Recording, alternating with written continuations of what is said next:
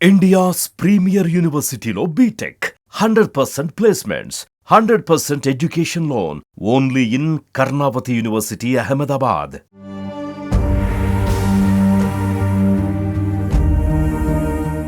ఎన్నటికైనా ఆర్మీలో చేరాలని చిన్నప్పటి నుంచి కలగన్నాడు. అనుకున్నట్లే ఇండియన్ ఆర్మీలో చేరాడు. ఉన్న ఊరిని కన్నవారిని వదిలి దేశ రక్షణ కోసం 3 ఏళ్లుగా కాశ్మీర్ సరిహద్దులలో కాపలాగా ఉన్నాడు. మా కొడుకు ఆర్మీలో ఉన్నాడని అతని తల్లిదండ్రులు ఊరంతా ఎంతో గొప్పగా చెప్పుకున్నారు.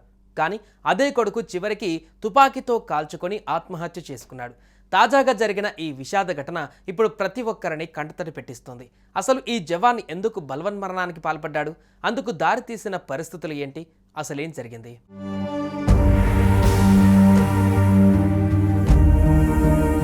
వరంగల్ జిల్లా నర్సంపేటకు చెందిన సంపంగి నాగరాజు అనే ఈ 28 ఏళ్ల యువకుడు 2016లో బీఎస్ఎఫ్లో చేరాడు.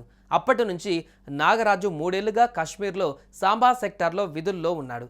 ఏం జరిగిందో తెలియదు కానీ నాగరాజు ఉన్నట్టుండి సంచలన నిర్ణయం తీసుకున్నాడు. 3 రోజుల కిందట తుపాకీతో కాల్చుకొని బలవన్మరణానికి పాల్పడ్డాడు. నాగరాజు మరణ వార్త తెలుసుకొని అతని కుటుంబ సభ్యులు గుండెలు పగిలేలా ఏడ్చారు. ఇక మంగళవారం సొంత గ్రామానికి తీసుకువచ్చిన నాగరాజు మృతదేహాన్ని చూసి గ్రామస్తులు, బంధువులు గుండెలవిసేలా రోధించారు. ఇక నాగరాజు మృతితో అతని స్వగ్రామంలో విషాద ఛాయలు అలుముకున్నాయి. అయితే జవాన్ నాగరాజు మానసిక ఒత్తిడికి కారణంగానే ఆత్మహత్యకు పాల్పడ్డాడని తెలుస్తోంది.